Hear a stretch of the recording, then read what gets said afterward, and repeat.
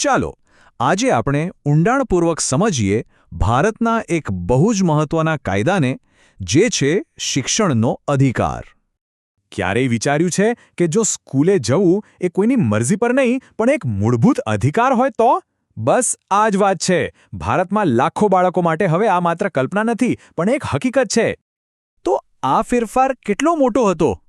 જુઓ, 2009 પહેલાં શિક્ષણ આપવું એ સરકાર માટે એક ધ્યેય જેવું હતું કે હા, આવું કરવું જોઈએ. પણ 2009 પછી એ સીધો જ કાયદો બની ગયો. મતલબ કે 6 થી 14 વર્ષના દરેક બાળકનો ભણવાનો કાનૂની હક. સારું, તો ચાલો શરૂઆતથી શરૂ કરીએ. પહેલો સવાલ એ જ છે કે આ બંધારણીય વચન આવ્યું ક્યાંથી? અરે, આ કોઈ એક દિવસમાં નથી થયો. આ એક આખી યાત્રા હતી. જુઓ, 1950માં બંધારણમાં બસ એક લક્ષ્ય રાખવામાં આવ્યું. પછી ઘણા વર્ષો પછી 2002માં 86મો સુધારો થયો, જેણે શિક્ષણને મૂળભૂત અધિકાર બનાવ્યો. અને આખરે આ વચનને સાકાર કરવા માટે 2009માં આવ્યો શિક્ષણનો અધિકાર કાયદો, જે 1 એપ્રિલ 2010થી આખા ભારતમાં લાગુ થઈ ગયો. તો આ કાયદામાં ખરેખર છે શું? ચાલો એની મુખ્ય વાતોને સમજીએ. આ કાયદાનું પૂરું નામ છે બાળકોને મફત અને ફરજિયાત શિક્ષણનો અધિકાર અધિનિયમ 2009. અને એનો હેતુ એકદમ સ્પષ્ટ છે.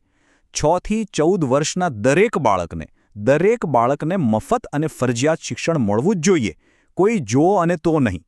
હવે આ બે શબ્દો બહુ જ મહત્વના છે, મફત અને ફરજિયાત. પણ એનો મતલબ શું? મફત એટલે કે કોઈ પણ બાળક પાસેથી એવી કોઈ પણ ફી નથી લઈ શકાતી જેના કારણે એનું ભણતર અટકી જાય.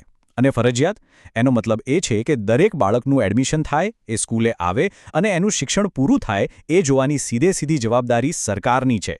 આ કોઈ મરજીની વાત નથી, આ સરકારની કાનૂની ફરજ છે. અને આ કાયદાએ તો ઘણા મોટા નિયમો બનાવ્યા. જેમ કે પ્રાઇવેટ સ્કૂલોએ પણ 25% સીટ ગરીબ અને વંચિત બાળકો માટે રાખવી પડશે. એડમિશન માટે કોઈ પણ જાતની કેપિટેશન ફી કે સ્ક્રીનિંગ પ્રોસેસ પર પ્રતિબંધ. બાળકોને શારીરિક કે માનસિક ત્રાસ આપવા પડતો સંપૂર્ણ પાબંદી. અને હા, સ્કૂલોમાં કેવા ક્લાસરૂમ હોવા જોઈએ અને શિક્ષકો કેટલા ભણેલા હોવા જોઈએ એના પણ ધારાધોરણો નક્કી થયા. ચાલો, કાયદો તો બની ગયો, પણ કાગળ પરની વાત અને જમીન પરની હકીકત, એમાં ફરક હોય છે. તો એક વાલી અને બાળક માટે આ પ્રક્રિયા ખરેખર કેવી છે?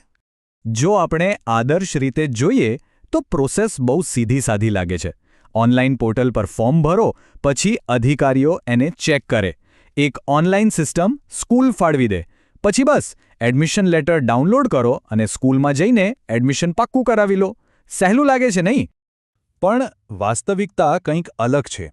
આ એકદમ સરળ દેખાતી પ્રક્રિયા દસ્તાવેજોના એક મોટા ચક્રવ્યૂહમાં ફેરવાઈ જાય છે. અરજી કરવા માટે કેટલા બધા પુરાવા જોઈએ? રહેઠાણનો પુરાવો, જાતિનો દાખલો, જન્મનું પ્રમાણપત્ર, આવકનો દાખલો. લિસ્ટ લાંબુ છે. અને જે પરિવારો માટે આ કાયદો બન્યો છે એમના માટે આ બધા કાગળિયા ભેગા કરવાનું જ એક મોટો પહાડ છે. અને સૌથી મોટી વિડંબણા તો જુઓ, કાયદો કહે છે કે દસ્તાવેજો ના હોય તો પણ એડમિશન નકારી ના શકાય. પણ આખી પ્રક્રિયા જ એટલા બધા દસ્તાવેજો માગે છે કે એ પોતે જ એક મોટી દિવાલ બની જાય છે. વિચારો, એવા અનાથ બાળકોનું શું, જેમની પાસે કદાચ આમાંથી કોઈ કાગળ જ ન હોય? તો હવે 1 દશકાથી પણ વધુ સમય વીતી ગયો છે. સવાલ એ છે કે આ કાયદાથી ખરેખર શું બદલાયું? ચાલો એની સફળતાઓ અને જે પડકારો હજી પણ છે એ બંને પર નજર કરીએ. એક આંકડો જુઓ, જે ઘણું બધું કહી જાય છે. 33 લાખ. જી હા, આટલા બધા બાળકોને પ્રાઇવેટ સ્કૂલોમાં એડમિશન મળ્યું છે. એ પણ 25%ના અનામત કોટા હેઠળ. સામાજિક સમાનતા માટે આ નાની સૂની વાત નથી. અને વાત ખાલી પ્રાઇવેટ સ્કૂલની નથી. ઓવરઓલ જોઈએ તો સ્કૂલમાં બાળકોના નામ નોંધાવવાનો દર પણ આસમાને પહોંચ્યો છે. 2018 સુધીમાં તો લગભગ 97.2% બાળકો સ્કૂલે જતા હતા. અને એમાં પણ ખાસ કરીને છોકરીઓના શિક્ષણમાં મોટો સુધારો જોવા મળ્યો. પણ સિક્કાની બીજી બાજુ પણ છે. શું આ કાયદાનો અમલ આખા દેશમાં સરખી રીતે થયો છે? આ ચાર્ટ જુઓ. જવાબ ના છે.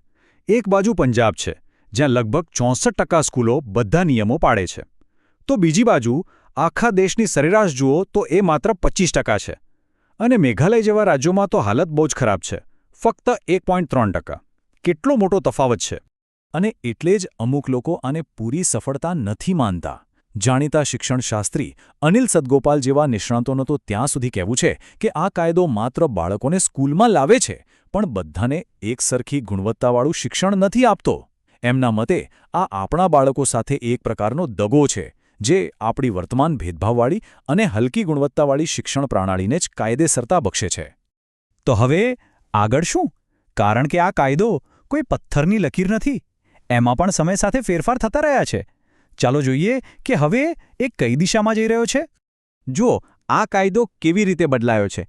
2009માં જ્યારે આવ્યો ત્યારે નો ડિટેન્શન પોલિસી હતી, એટલે કે 8મા ધોરણ સુધી કોઈને ફેલ નહીં કરવાના. પણ 2019માં એ નિયમ બદલાયો અને રાજ્યોને એ નક્કી કરવાની સત્તા મળી. અને હવે તો 2020ની નવી રાષ્ટ્રીય શિક્ષણ નીતિ એવું સૂચવે છે કે આ કાયદાનો વ્યાપ વધારીને પ્રી-સ્કૂલ અને સેકન્ડરી શિક્ષણને પણ આવરી લેવામાં આવે. અને અંતે આ બધી ચર્ચા આપણને એક મોટા અને મૂળભૂત સવાલ પર લાવીને મૂકી દે છે. શું કાગળ પર લખેલો અધિકાર એ જ જમીન પર મળતો અધિકાર છે? શિક્ષણના અધિકારની આ આખી સફર આપણને આ જ સવાલનો જવાબ શોધવા માટે પ્રેરણા આપે છે.